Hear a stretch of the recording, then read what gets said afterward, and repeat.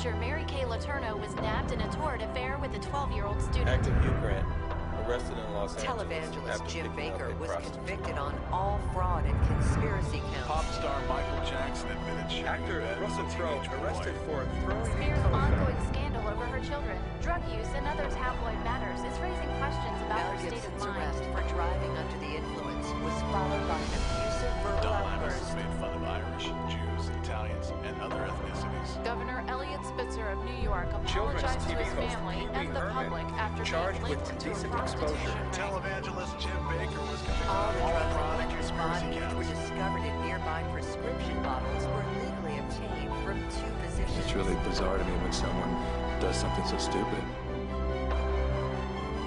I don't get it. I don't get it. I don't get it. I don't get it.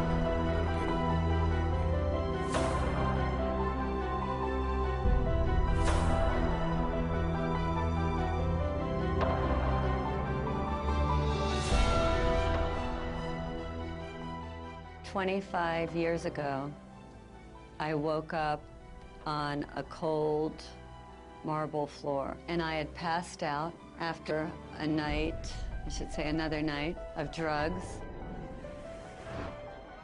But something had shifted, and I knew that if I didn't make a dramatic change in my life, that I was going to die. And I called my mother and I said, I need to go back into treatment. And I had already been in treatment 3 or 4 times. All these other times, I left. On day 10, I started to feel great. I'm drug-free. I'm not like any of these people. I'm out of here. And I would pack up my little bag, put my little arrogant suit on, and march myself out of treatment, and I was free. I was going to make it to the other side.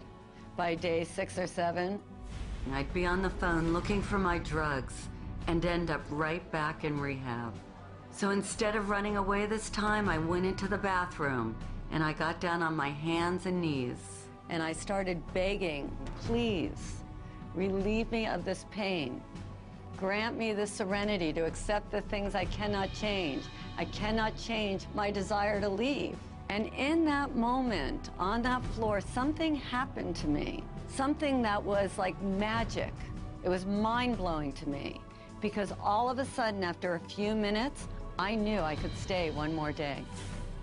How could I go from terrified and my mind going a million miles a minute to this place of complete peace?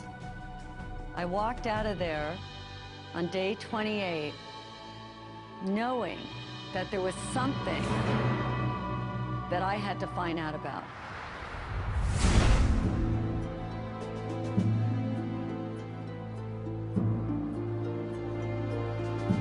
The shadow is dark, it's secretive, it can be dangerous. Shadow is everything that we don't want other people to see. Things we hide, things that we lie about, not only to others but to ourselves. And they are the sort of monsters that come out of the caves in the middle of the night. It is that dark, intrinsic side of us that each and every one of us tries to hide. Because we've been told from such an early age that these are not acceptable components of who we are. To have one aspect of the soul, you have to experience the other aspect of the soul to counterbalance it. Hello, darkness, my old friend. I come to talk to you again. Chad, they were talking about the shadow. The only time you don't have a shadow is if you're standing in the darkness. The shadow shows up in so many ways. Writing bad checks, drinking too much, cheating on our tax returns, dipping into our expense account or the family trust, eating chocolate cake in the middle of the night after 3 days of dieting and depriving ourselves, screaming at our kids or verbally abusing our partners after being the nice guy at work all day, surfing the internet and visiting porn sites while our wife makes us dinner, cheating on our husband while he is hard at work trying to provide all the extra pleasures in life for our family, stealing our co-workers' ideas and claiming them as our own. The shadow is made up of the thoughts, emotions, and impulses that we find too painful, embarrassing, or distasteful to accept. So instead of dealing with them, we repress them. Right now, hundreds of millions of people are living in denial of their individual shadow. And all of us are being affected by the collective shadow in more ways than we can imagine. The collective shadow manifests as evil, as war, as terrorism, as social injustice, as radical inequities in our economic status. You know, right now we have 50% of the world living on less than $2 a day, 20% of the world living on less than $1 a day. We are totally in denial of the fact that this is also a manifestation of our collective shadow. Why? Because people in social institutions, financial institutions, political institutions, corporate institutions are in total denial of the shadow energy. They don't even understand it. Or even what we call evil in the world is the manifestation of our collective shadow, turned pathological, repressed, in rage, in denial. People who express self-righteous morality are usually the ones who have the darkest, deepest shadows. The shadow of the Catholic Church, which pronounces on homosexuality as evil and calls gays sinners, while hiding pedophiles in its own clergy. These are all expressions of the shadow. The entire trajectory of human history at this point is like the Titanic. It is headed for an iceberg. It is going in a direction that is unsustainable, and it is going in a direction that is unsurvivable. If not for us, then at least for our children or our grandchildren. And from an archetypal perspective, each and every one of us is the captain. And the temptation is, it's too painful. The temptation is to just distract ourselves. The temptation is to pretend it's not happening. Or the temptation is to go into cynicism. Or the temptation is to just go into anger and indulge that and not do anything. And each and every one of us are challenged at this point. Don't be the captain who just goes downstairs and goes to sleep. Everything that expands has got to contract. What goes up's got to come down. People are going to be confronted with their shadow all of a sudden. They've been living high, living wonderful. Everything's been exorbitantly exuding, and now suddenly there's going to be a contractive phase. And if you haven't met yourself, if you haven't done your self-work, if you haven't been on the inside and done some exploration and cleaned up, you know, cleaned your house and detoxed it, you're going to be in trouble.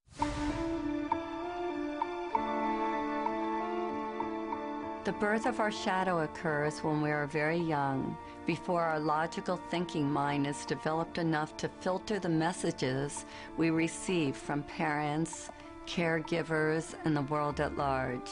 Even if we had the best of parents, we inevitably got shamed for displaying certain qualities and received the message that something about us was not okay, that something was wrong with us, or that we were bad. You greedy little toot, how are you going to eat all those before dinner? These messages get ingrained in our subconscious like a computer virus, altering our perception of ourselves and wounding our healthy sense of ego. When we suppress any of these qualities, we are living in denial of all of who we are. And of course, it's different based upon our environment. If you're raised in a family of blue-collar workers, and you declare that you want to play the piano or you want to become an artist, that artistic quality will be negatively received, and you may end up having to suppress that. On the other hand, if you're raised in a family of artists and intellectuals and you declare that you want to start working on construction or you want to be really athletic, that may also be perceived of as negative.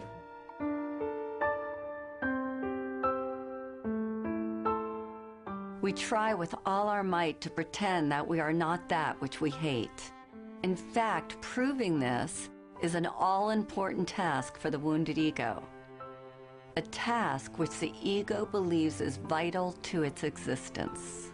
The wounded ego must hide all that we believe is unacceptable about ourselves. To accomplish this task, it constructs a mask to prove to others that we are not as defective, inferior, worthless, and bad as we might fear we are. None of us likes to admit that we have these flaws and insecurities. So to hide them, we create a persona at a very young age. We start to wrap ourselves up in a new package that we believe will bring us the love, attention and acceptance that we hunger for.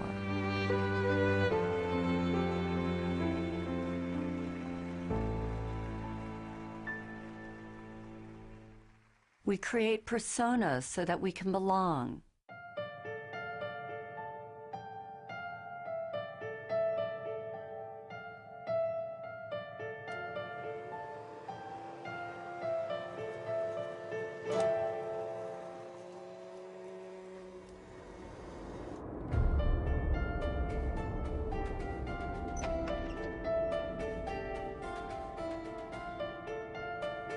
Most of us have a public life and a secret life.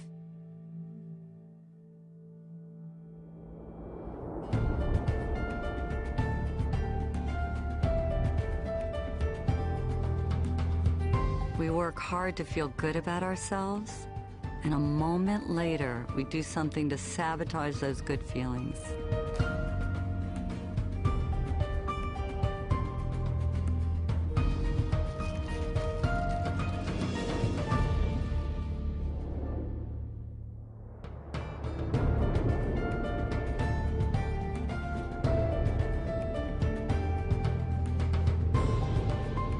We wear masks that we believe will take us where we want to go. And these masks take many forms.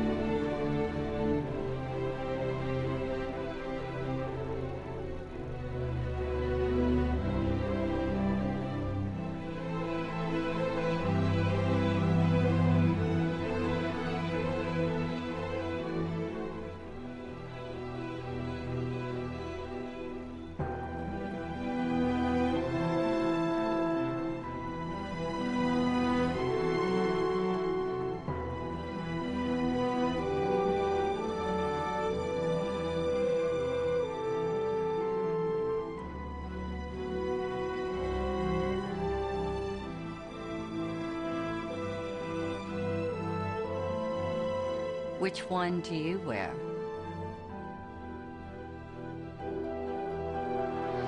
Our masks become our prison. Beneath the mask that we show the world, our wounded egos are in pain. The parts of us that were deemed bad and wrong by others, and now by ourselves, are literally screaming to get out, to be set free, and to be accepted and loved as a valuable part of who we are. When we deny ourselves a safe outlet to express our dark side, it builds up and becomes a powerful force that is capable of destroying our lives as well as the lives of others. This is what I call the beach ball effect. So everything that we reject, we have to keep beneath our consciousness. We try to bury it, so to speak. You know how much energy it takes to put a beach ball underwater? You take your selfish self, you take your angry self, you take your too good self, your not good enough self. You take all of it, and it's like you have 40 beach balls you're trying to manage. And then what happens when you're holding that beach ball underwater? When you're young, you got lots of energy, so you can manage a lot of beach balls.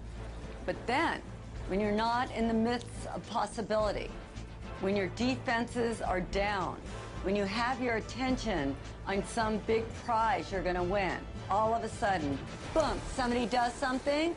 What happens to the beach ball? Pops up and hits you in the face. What's road rage?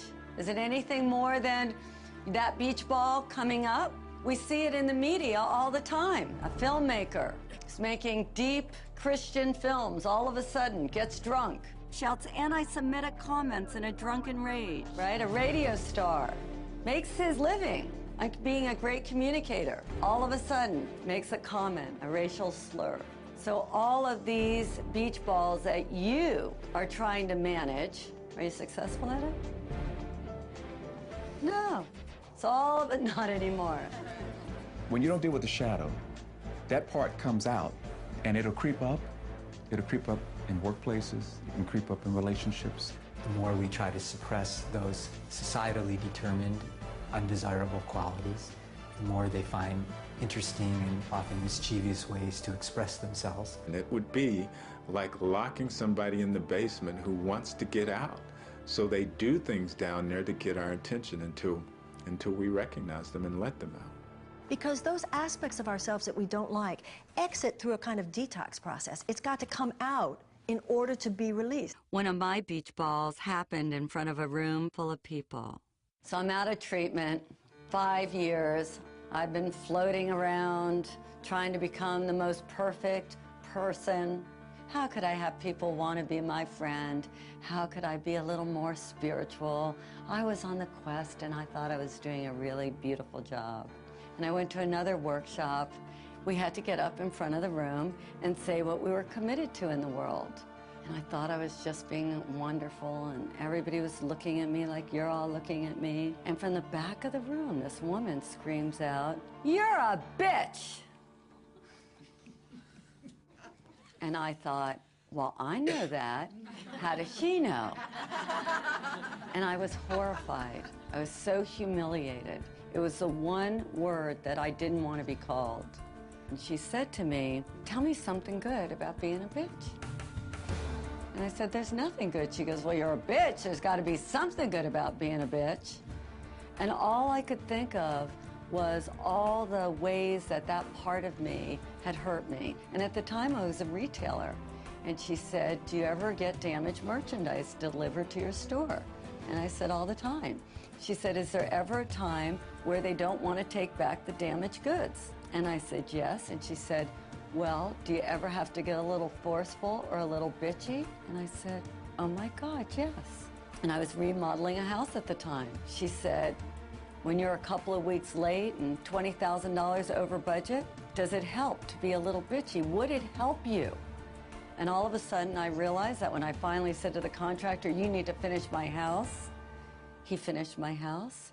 And this light went on inside of me, that this part of me that I had shamed, that I had hated so much, actually came bearing gifts. She said, "Either you're going to use it or it's going to use you." And that was a life-changing moment for me. When we fully understand the human soul, we find that it's a place of ambiguity, of contradiction, of paradox. All experience is a result of contrast, light and shadow, pleasure and pain, up and down, backwards and forwards. In order to have manifestation, you need opposing energies. You need your enemies to be who you are. The human soul is simultaneously divine and diabolical, sacred and profane, sinner and saint. Eastern wisdom traditions, we have a saying, the sinner and saint are merely exchanging notes. So once you understand that, then first thing you realize is to have a shadow is normal. If you had only truth, goodness, harmony on your side and the complete absence of the other, there would be no creative impulse. Let's say you had only the evolutionary creative impulse in the universe, then the universe would rapidly burn itself into the heat death of absolute zero. If, on the other hand, you had only the impulse of inertia or destruction or entropy, then the universe would rapidly collapse into a big black hole before you could say Deepak Chopra. We are the microcosm of the macrocosm. This means that every quality that we can see in another exists within us. We possess every human characteristic and emotion, whether active or dormant, whether conscious or unconscious. There is nothing we can see or conceive of that we are not. We are everything, that which we consider good and that which we consider bad. How could we know courage if we have never known fear? How could we know happiness if we never knew sadness? How could we know the light if we didn't know dark? All of life is based on the coexistence of these pairs of opposites. Our shadow is forever hiding from itself. Rather than confront our own darkness, we project these unwanted qualities onto others. When we are projecting our shadow selves, it sounds like this. She's so self-centered. He's so full of himself. These people are idiots. What a loser. Afraid of our own unworthiness, and simultaneously afraid of our own greatness, we unconsciously transfer these qualities onto another rather than owning them ourselves. Those we project on own pieces of our unclaimed darkness as well as pieces of our unclaimed light. Until we take back all that we have projected away, what we can't be with won't let us be.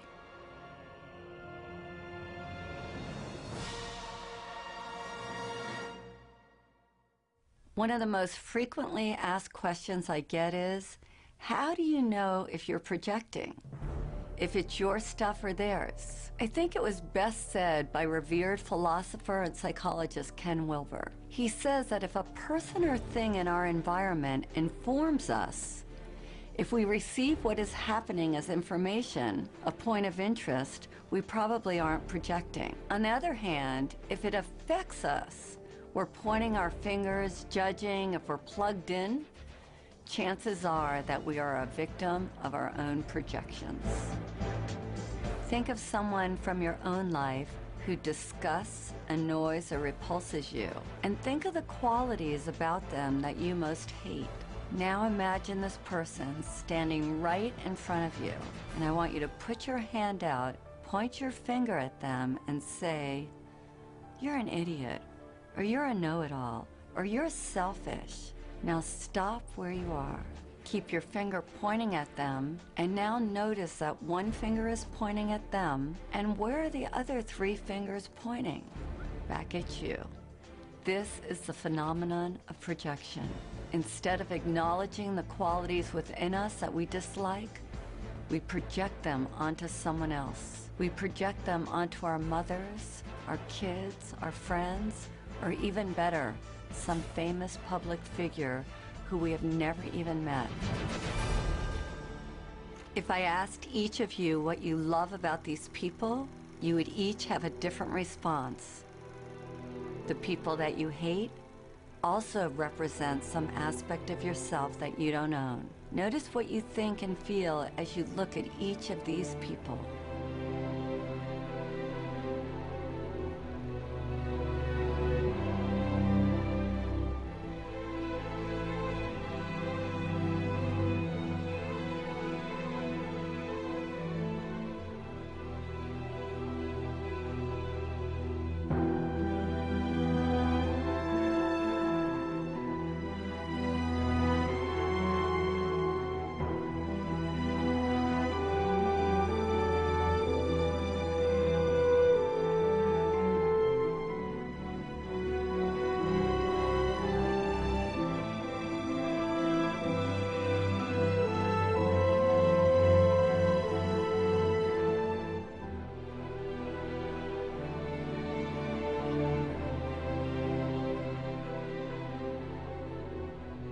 Whatever we judge or condemn in another is ultimately a disowned or rejected part of ourselves.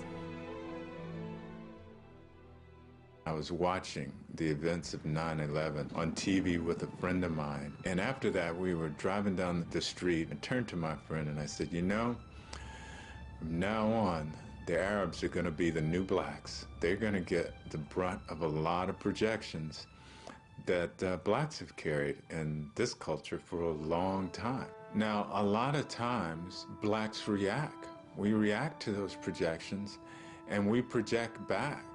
And that creates a vicious cycle, and the ego consciousness just responds the way it should, really, because it's designed to respond as a survival mechanism. That's what the ego is all about, to help us survive. But it's mechanical, it's reactive. When an aggressive, negative energy is directed at us, the ego immediately wants to defend and react. Of course, when you react to a projection, you become that projection.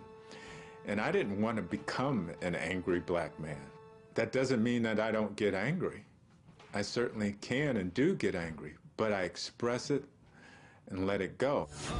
There's an old Sufi story about a philosopher who made an appointment to debate with a Sufi wisdom teacher named Nasruddin.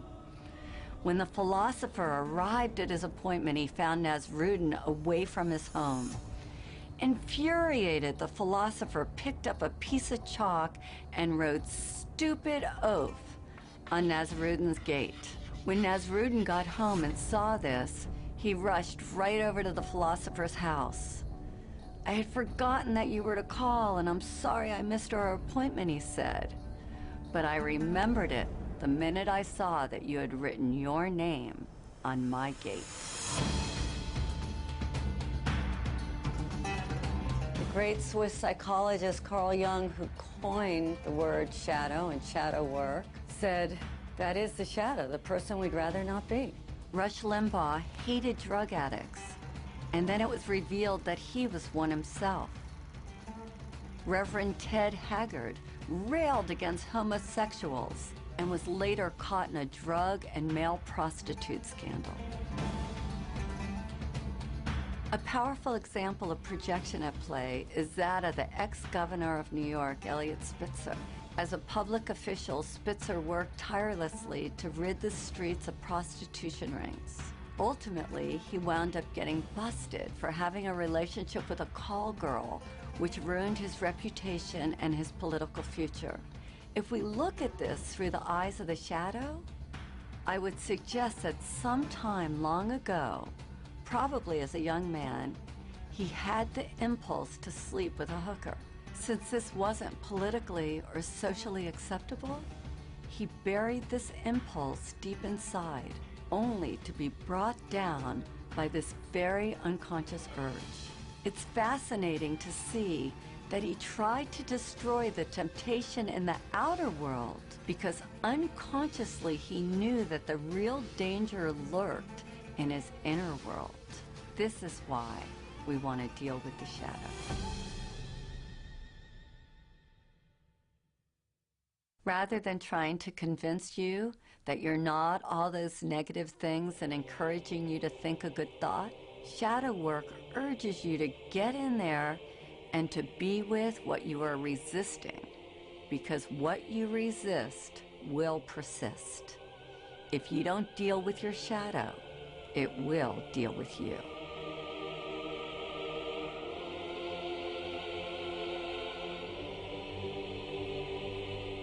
The cost of ignoring a destructive pattern is that you're going to self-destruct. You will implode rather than explode. You know, my training is as a neurologist, so I've spent well over 3 decades studying how the nervous system organizes this information. And it's really quite interesting when you look at the fact that really, even though we think of having one brain, we actually have 3 different brains. We have this very primitive brain, which some people call the reptilian brain. And if you look at a reptile or look at a crocodile, it really just has 2 responses, on or off. So if you ever watched a crocodile trying to eat a wildebeest, it seems to be very quiet and suddenly explodes, and then it goes back into its quiet state. So that response is really a very basic survival response. But the mammalian brain, which is sometimes known as the limbic brain, has created a modulating effect on that reptilian brain. So the limbic system has brought into this very primitive on-off response gradations, meaning you can be a little bit on, significantly on, really on. But then on top of that mammalian brain, really just for the last couple 100,000 years, we've evolved this human brain, which is called the neocortex, neo meaning new cortex, new covering of the brain. And that actually allows us for the first time in evolutionary history to decide whether or not we want to react at all. If we look at brain scans, we can actually see in a traumatized brain this part of the brain kind of shutting down, becoming dark. The part of the brain that is associated with emotions is that part, you might be familiar with the fight or flight or freeze response. The amygdala, which is the fear processing center in this part of the brain, really becomes bright. So what happens is trauma changes brain functioning, and then that triggers changes in stress hormones in the body, which are not a good thing. It's crucial to be able to recognize and express any kind of pain. Without that, it stays with us, it lodges in the body, and it causes us to react, to live unconsciously. The unresolved issues that people have in their bodies, their emotions, has an absolute direct correlation with their physical bodies, their health and their well-being, their expression of wellness overall. They think that their health is somehow separate from their emotions. They are intimately connected. Obesity, diabetes, heart disease, and cancer, they're all the result, significantly, of chronic, unprocessed, inflammatory molecules that have their correlates in the psychological world of chronic, unprocessed emotions and experiences. Every single one of those conditions is a byproduct of our stress levels. It affects our health intimately. Most people are aware that what they eat and what they drink affect their toxicity levels. What they don't realize is that what they think and the emotions that they've built up over years are really the most toxic. The ways that people have dealt with this traditionally and historically are inadequate. My patients are in overwhelm.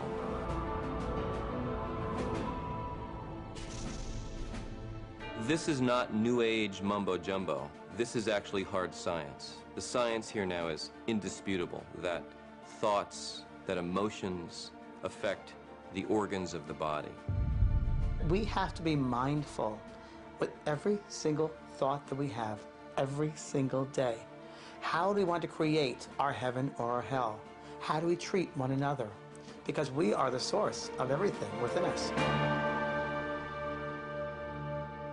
There is a poem by Rumi called The Guest House, which in many ways describes the human journey. This being human is a guest house. Every morning a new arrival, a joy, a depression, a meanness, some momentary awareness comes as an unexpected visitor. Welcome and entertain them all. Even if they are a crowd of sorrows who violently sweep your house empty of its furniture, still treat each guest honorably. He may be clearing you out for some new delight. The dark thought, the shame, the malice, meet them at the door laughing and invite them in. Be grateful for whoever comes, because each has been sent as a guide from beyond.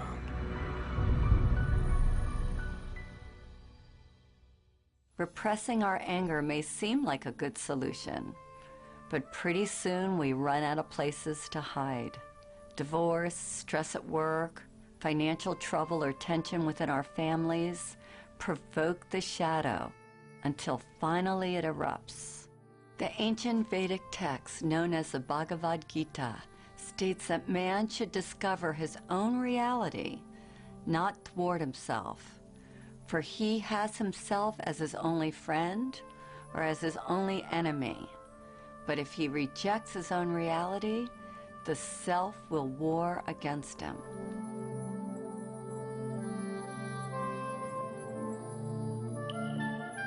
It's easy to love yourself when you wake up feeling strong and worthy and you have enough money in the bank and you feel great.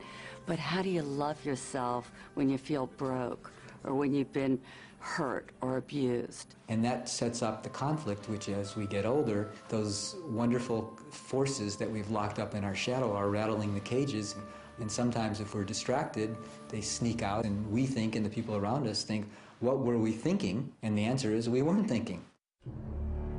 When repressed, the shadow can look like this.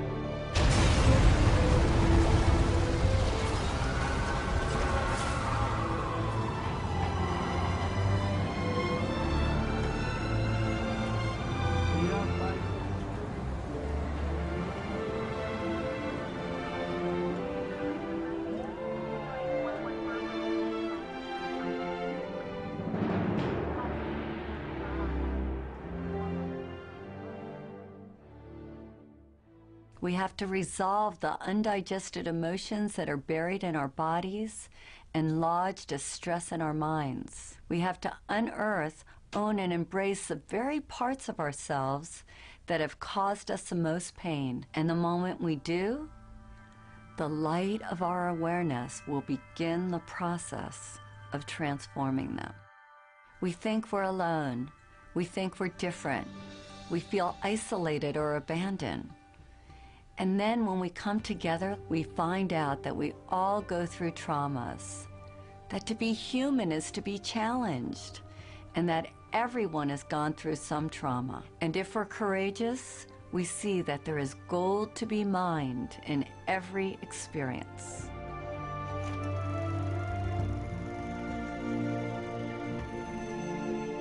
It's very interesting because I don't remember a single day where my mother was not drunk, and I had to live through this. And I didn't understand it. Very, very confused by it all. Why is this happening? Why is this happening? Who are you? Because as she would drink and as she became into that space, I knew I didn't know her. And I just wished she was dead. I said, I wish you were dead. Wish you were dead. I want the pain out of my life, Because you don't belong here. Whoever you are, this intoxicated person, and as a child looking at this, because my father wasn't there either, I had to figure this out. But all I did was wish she was dead, right? Well, not until 30, 40 years later, after she had passed over, she lived many, many years after that, and after getting involved in this work, I realized that that was indeed one of the most incredible blessings of my life. I learned from that situation about compassion, and I learned about forgiveness. And that's a pretty big one to have to learn about forgiveness. We see these things as horrific experiences, terrible experiences, dark experiences, when in truth, they're really enlightened experiences because they help us to be who we are. They help us to be compassionate. They help us to be forgiving. They help us to look at someone very, very differently. What doesn't kill us makes us stronger. At a certain point in life, it's about saying, I have been through what I've been through. I've succeeded in some ways, perhaps, but I've also failed in some ways. I've been strong at times, but I've also been weak at times. I've gotten some things right, and other things I've gotten wrong. And some things have gone well for me, and some things have been damn awful. The issue is, what am I going to do with all of that? Two people can go through the exact same situation on an external level, but internally, they do two completely different things with it. That's why we read incredible stories about people who went through the Holocaust or people who were victims of genocide, and yet they survived. And yet they go on to live extraordinary lives. And then you meet other people who went through a fraction of that in terms of an internal trauma, but they stay stuck in it forever. We begin to ask ourselves, what am I getting from staying stuck there? What am I avoiding from staying stuck there? And what we are avoiding is the greatest challenge of all, and that is to be who we can be in order to serve the world. I asked a few people to share their own shadow stories. Some of them are complete, others are ongoing. All of them are portraits of a fearless commitment to transformation. Sui is like that beautiful combination of a miracle, that part of her that she deems so worthless and unlovable actually comes bearing the greatest gifts and makes her the shining light that she is today. The pain that I've been carrying throughout my life was the pain of believing that I was abandoned by my parents because I wasn't pure enough. I'm actually mixed in terms of, half Japanese, half Chinese. I was considered mixed and impure enough to be raised in Japan. My parents live in Japan and they left me with my grandparents in Malaysia. I just felt so abandoned and rejected. My father ended up getting a divorce from my mother. He remarried another Japanese woman, but nobody ever told me that when my father came back with his wife, that she's not my mother. I felt the immediate rejection, that they didn't want me in their lives, and that they would rather have, 2 dogs than have me with them. Because I have always discarded my Japanese identity in favor of my Malaysian Chinese identity. I felt like the country has betrayed me, And I used that pain to really put it into my work.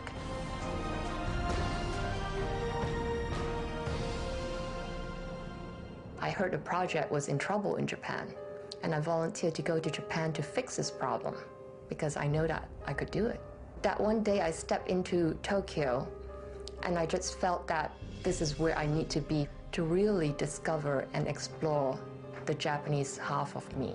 In less than 3 years, I created a business from $40 million to over $200 million in a country dominated by men. You know, never heard of a half Japanese, half Chinese woman being a business leader in a big US telecom world. So I couldn't be the leader I am today without going through the emotions and the pain that I went through my whole life. If we look deeper, we will see that we all have a divine recipe.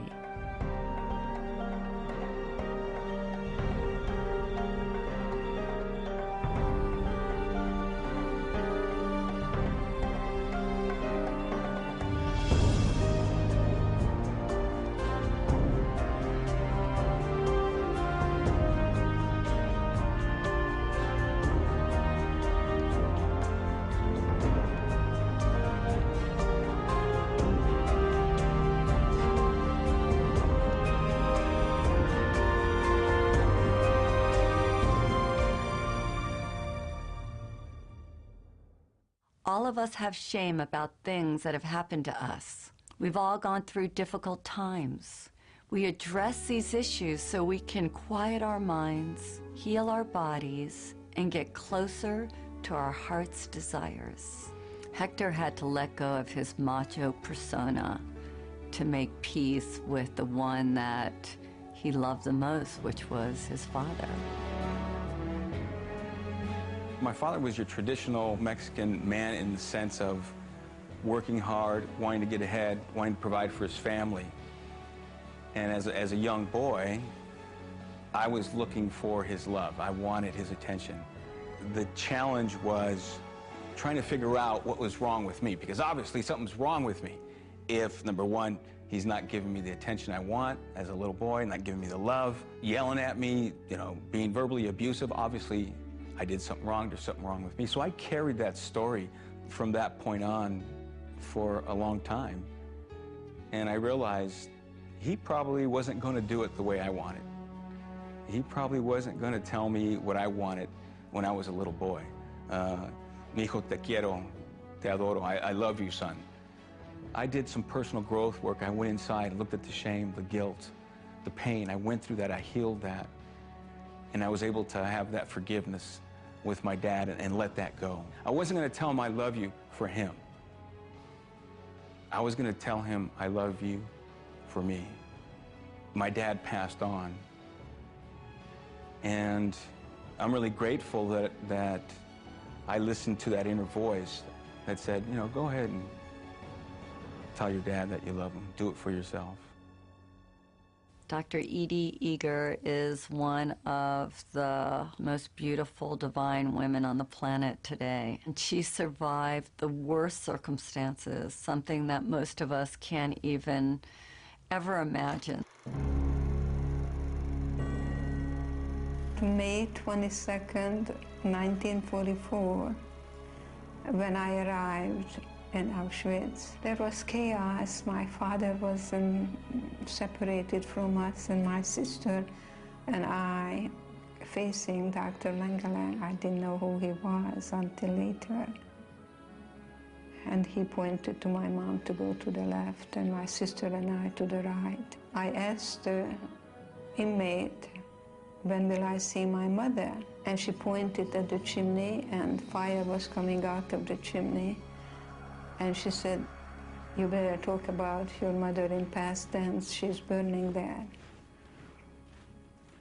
My sister and I hugged each other and said, the spirit never dies. The spirit never dies. I remember that so vividly, even today. In Auschwitz, we didn't know when we took a shower whether water is going to come out or gas. And then there were others who ran into the barbed wires. They got electrocuted. And that night, Dr. Mengele came to the barracks and wanted to be entertained. And my friends who knew that I was a very talented gymnast, and so they volunteered me, and I ended up dancing for Dr. Mengele. I closed my eyes, and the music was Tchaikovsky, and I was dancing in Budapest, the Romeo and Juliet. I completely dissociated, and we had choices. I chose to look at the guards, that they were more in prison than I was. I remember they took my blood about twice a week, and I asked, why are you taking my blood? And the man said, I'm taking your blood to aid the German soldiers so we can win the war. I said to myself, I was a pacifist, I was a ballerina, I bet with my blood you're never gonna win the war. So I created a part in me that I was able to still be in charge of and not allowing anything what happened externally to murder my spirit. I remember I said, if I survive today, then tomorrow I'll be free.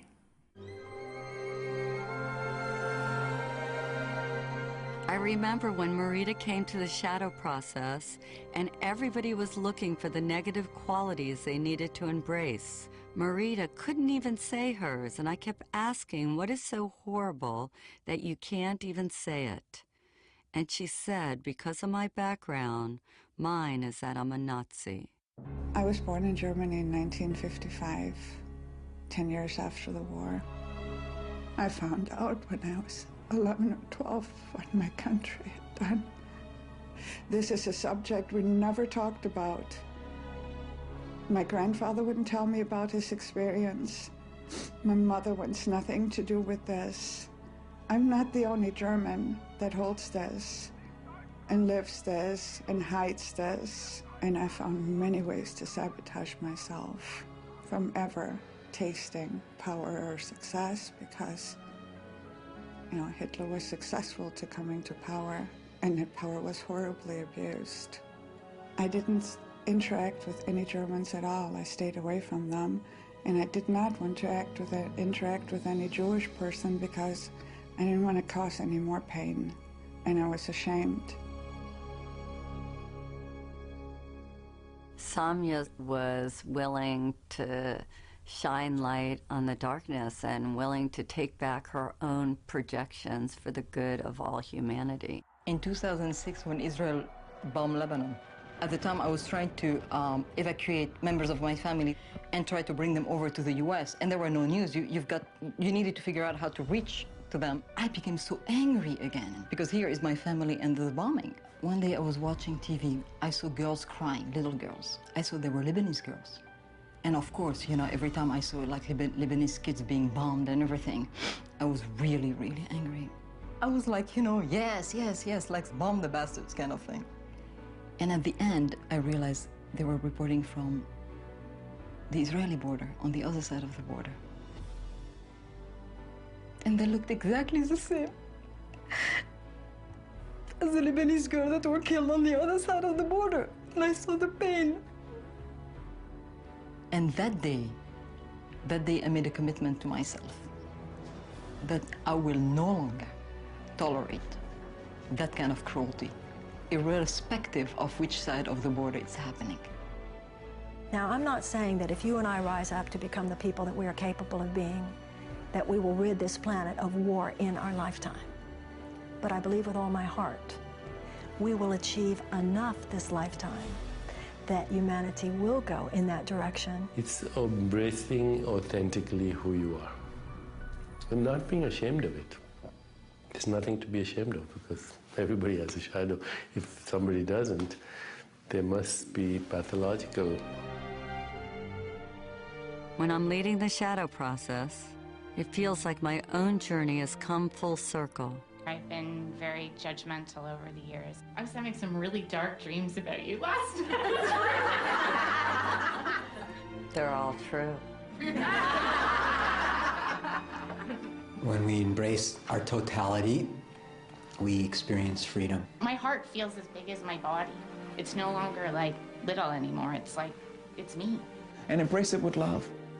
Love, because that's what we're here for, to give and receive love. Can't even believe that's you, Margaret. I figured out who you were. I remember. If I hadn't faced my darkness, I never would have found my light.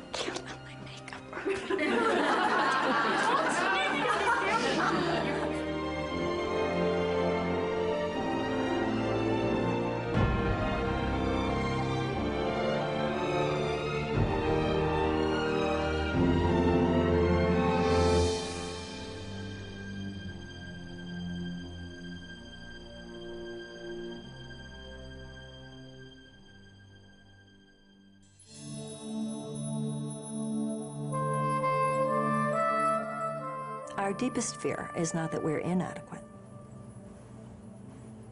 Our deepest fear is that we are powerful beyond measure. It's our light, not our darkness, that most frightens us. We ask ourselves, who am I to be brilliant, gorgeous, talented, and fabulous? But actually, who are you not to be? You are a child of God. Your playing small doesn't serve the world. There's nothing enlightened about shrinking so that other people won't feel insecure around you. We are all meant to shine, as children do. We were born to make manifest the glory of God that is within us. It's not just in some of us, it's in everyone. And as we let our own light shine, we unconsciously give other people permission to do the same. As we are liberated from our own fear, our presence automatically liberates others.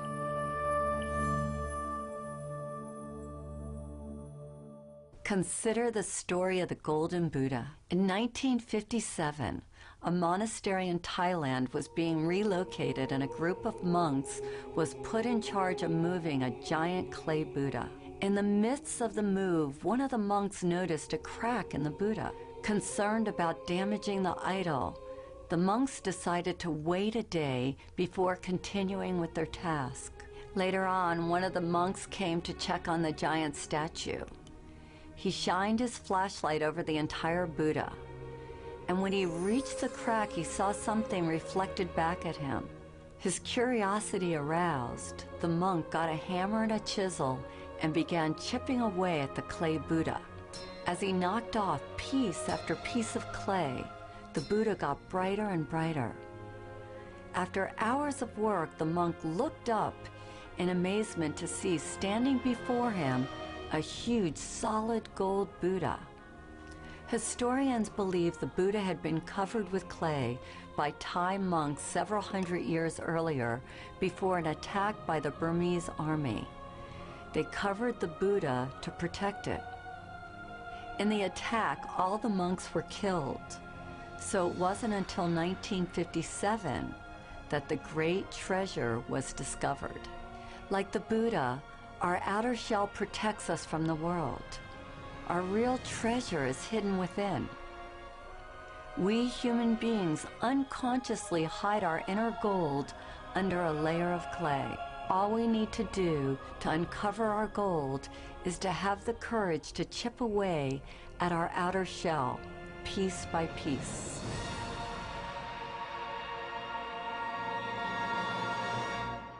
You can't fight darkness with darkness, but you can switch on the light. All of the work we do on the shadow is to get us to this point where we can forgive. To do forgiveness, we put blindfolds on to make it safe for people to share their deepest secrets.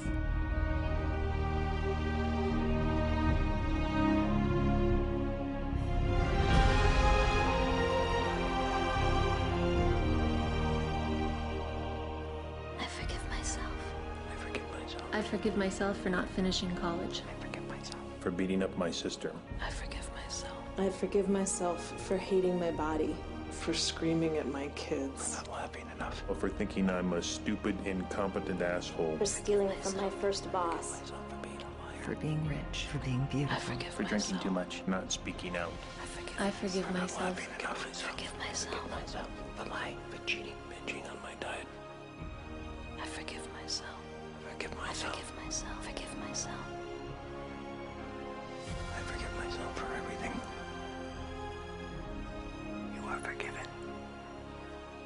forgiven. You are forgiven. You are completely forgiven.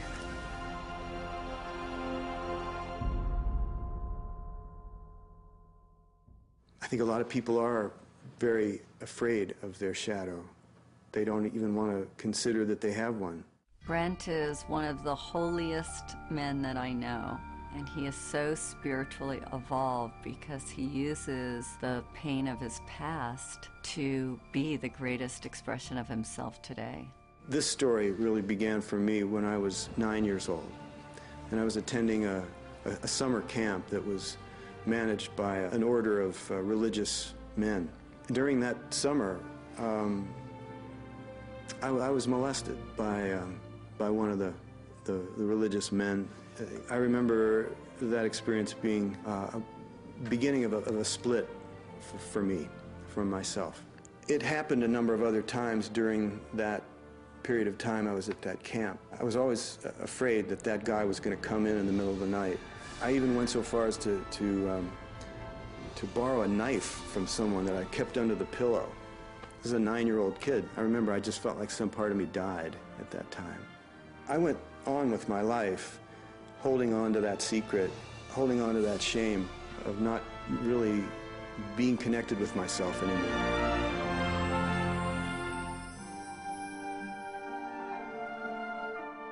The difference between forgiving and condoning. Forgiving is seeing the true heart of another person. It's beyond all the action.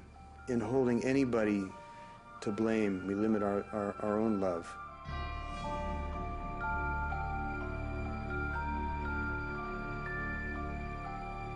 People need to know that they can get help,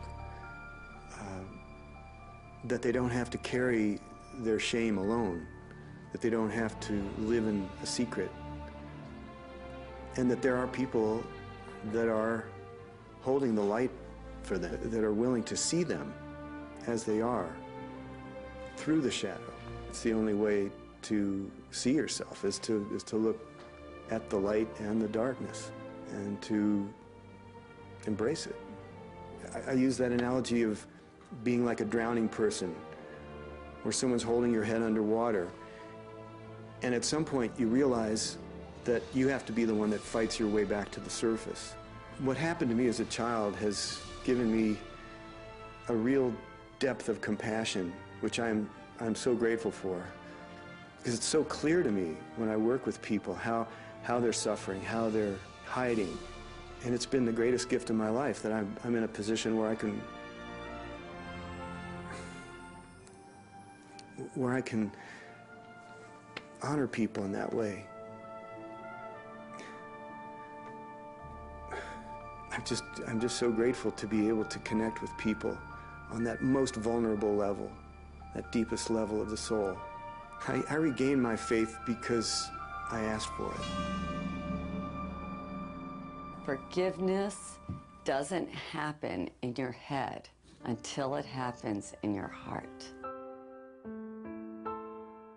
My mom was walking downtown Beirut with the young Israelis, and she turns to my dad, and her mother had been killed by the Israelis. She goes, "Mustafa, these are young soldiers, don't they have a mother?"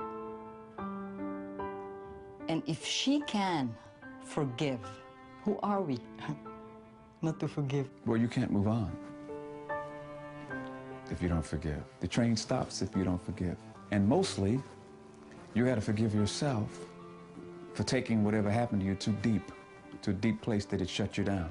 The universe will deal with that person's karma. You don't have to worry that if you, quote unquote, forgive them, that they're going to somehow live an undeserved, wonderful life. Each and every one of us needs to work full-time on self-forgiveness. Our motivation to forgive is increased when we understand why it's so important.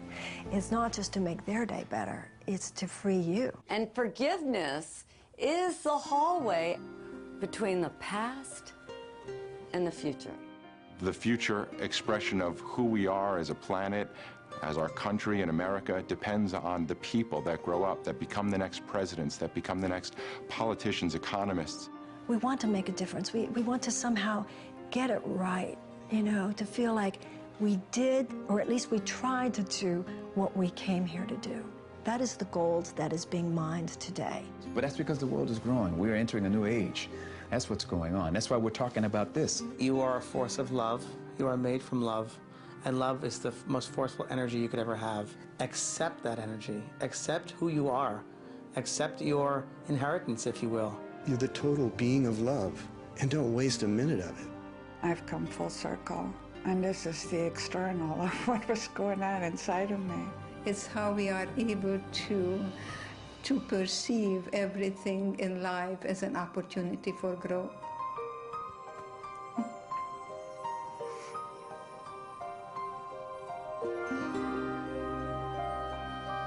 I got married, I have 3 children and 5 grandchildren and 1 great-grandson, and that's the best revenge to Hitler. You are here. You and I are here, yes.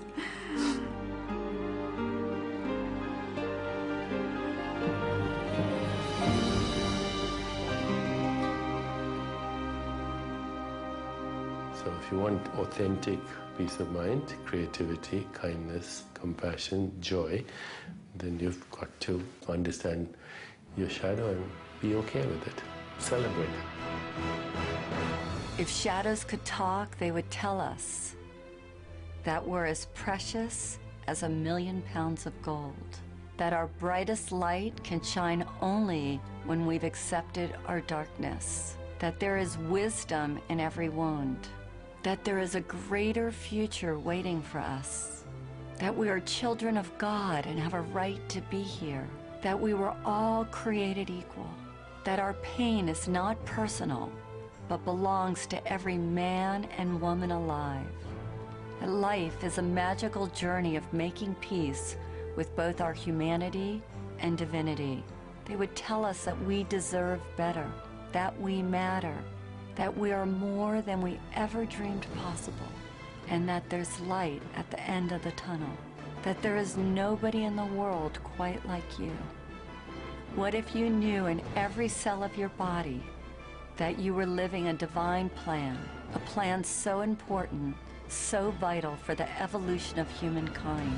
What if you knew that everything that was happening right now that doesn't fit your ego ideals is happening to support you in stepping out of the smallness of your darkest thought into the brilliance of your biggest dream? If you take this journey, I promise you that you're going to experience more love, more happiness than you've ever had before.